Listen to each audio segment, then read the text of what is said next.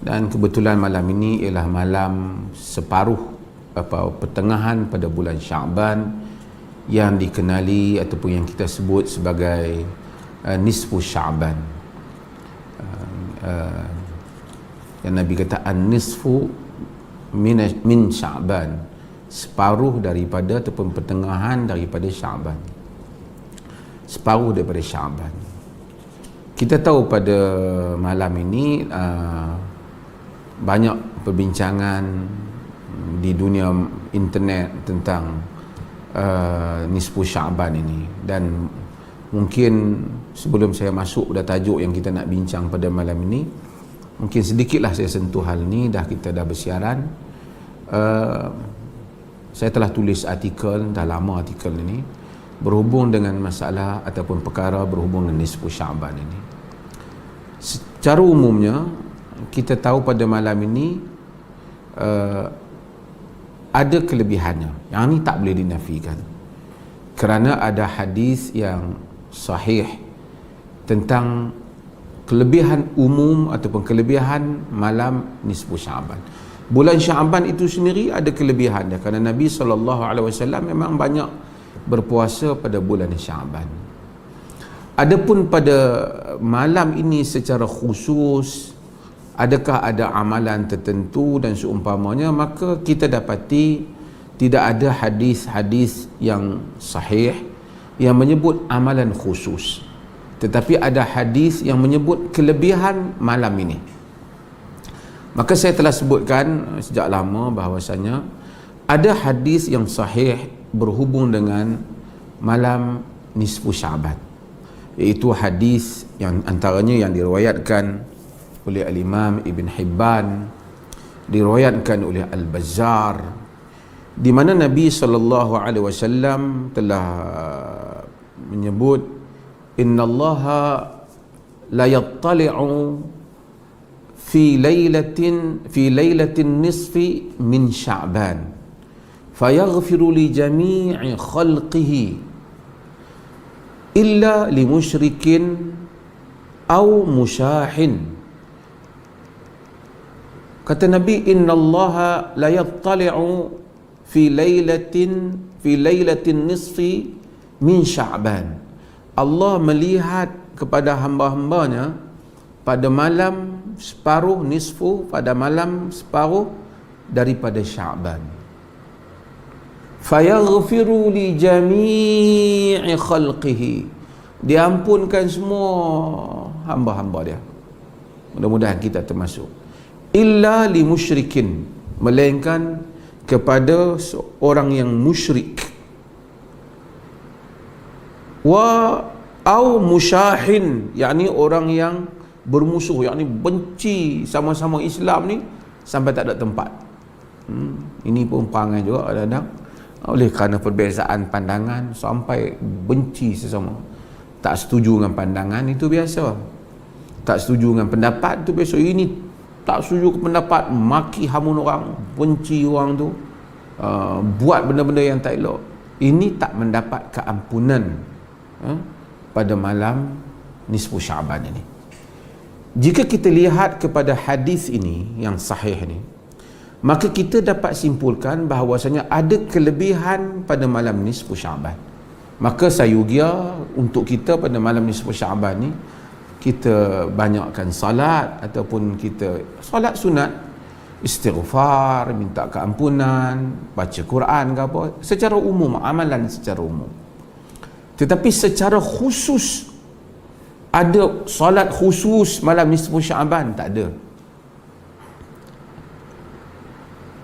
Ada satu bacaan-bacaan Quran, surah-surah khusus untuk dibaca pada malam nisfu Sya'ban? Tak ada.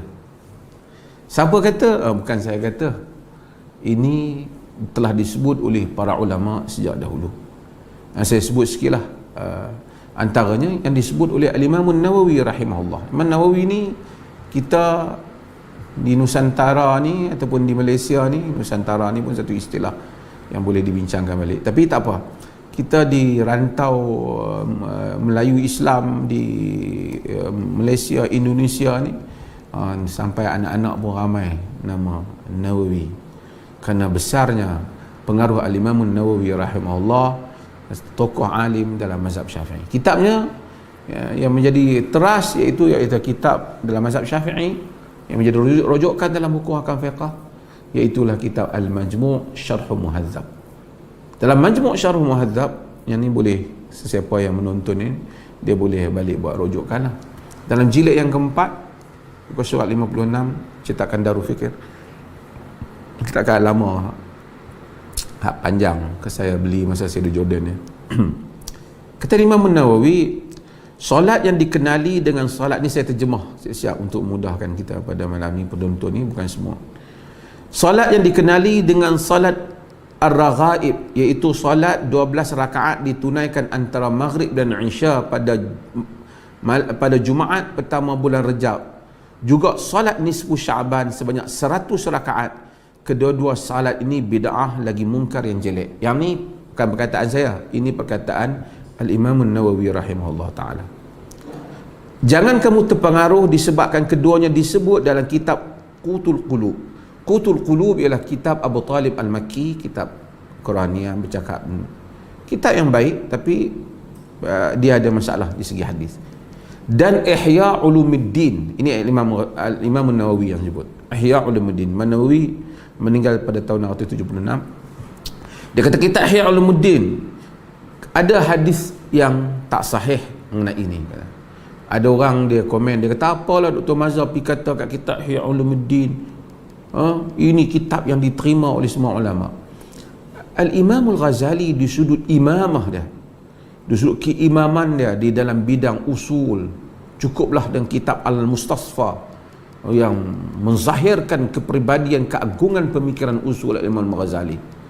Juga sumbangan kitab Ihya Ulumuddin di dalam pentarbiahan tidak dinafikan.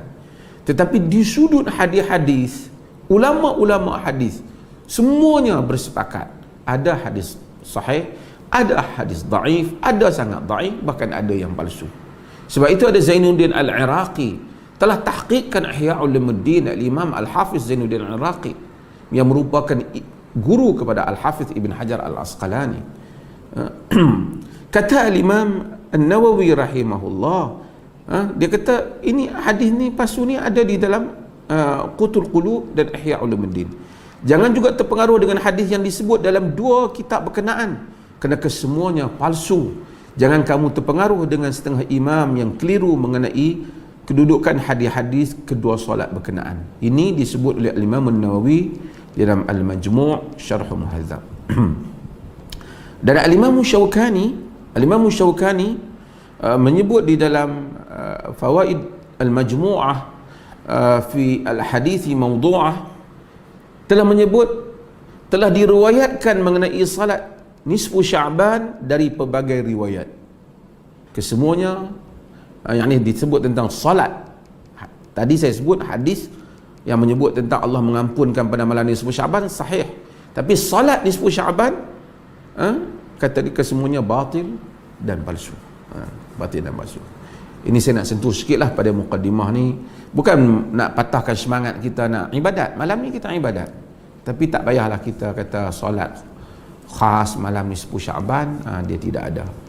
Bahkan saya nak nukil sikit lah apa yang disebut oleh Dr. Yusuf Al-Qaradawi dalam buku dia, dah terjemah dalam berbagai bahasa, dalam bahasa Malaysia pun ada, tapi dalam teks ni saya ambil daripada teks asal yang Arab, iaitu dalam Fatawa Mu'asarah.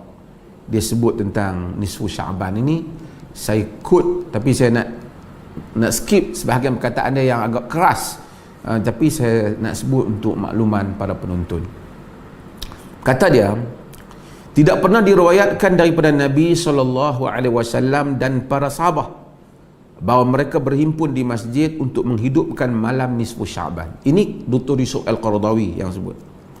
Membaca doa tertentu dan salat tertentu seperti yang kita lihat pada sebahagian negeri orang Islam.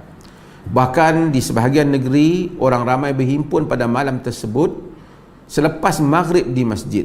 Mereka membaca surah Yasin dan solat 12 rakaat dengan niat panjang umur, solat 2 rakaat dengan niat panjang umur, 2 rakaat yang lain pula dengan niat tidak bergantung kepada manusia, Kemudian mereka membaca doa yang tidak pernah dipetik dari golongan salaf, yakni golongan salafus salih, para sahabat tabi'in, atba'ut tabi'in. Ia satu doa yang panjang yang menyanggahi nas-nas Al-Quran dan Sunnah. Dia sebut, tapi dia tak sebutlah spesifik apa, dia kata ada negeri yang buat macam ni.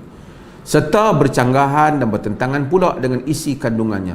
Perhimpunan Nisfu Sya'ban seperti yang kita lihat tu, perhimpunan seperti itu, yang Nisfu Sya'ban yang kita lihat dan dengar berlaku di sebagian negeri orang Islam, kata dia adalah perkara yang diada-adakan, yakni tidak ada nas. Ini yang disebut oleh Dr. Yusuf Al-Qaradawi tentang amalan Nisfu Sya'ban. Walau bagaimanapun, seperti mana yang saya sebut tadi, bahawasanya kita akui bahawasanya malam ini ada kelebihannya, terutama belah kita dalam keadaan kita semua ni, dalam perintah kawalan pergerakan ini, kita siang pun tenaga tak banyak habis, malam ni kita tumpukan pada ibadah. Lagipun sepatutnya seorang Muslim ini berusaha untuk tidak meninggalkan qiyamul lail, tak kira lah malam Nisfu Sya'ban ataupun selain daripadanya, tapi qiyamul lail ada kekuatan kita dalam menghadapi apa cabaran. Allah suka orang yang bangun bermohon keampunan di 1/3 malam yang akhir, dan juga memohon keampunan, apatah lagi pada malam yang ada kelebihan macam Nisfu Sya'ban, kita memohon keampunan daripada Allah dan memohon dia memberikan petunjuk pada kita. Tak apa, itu saya sentuh sedikit lah kerana kebetulan kita malam Nisfu Sya'ban.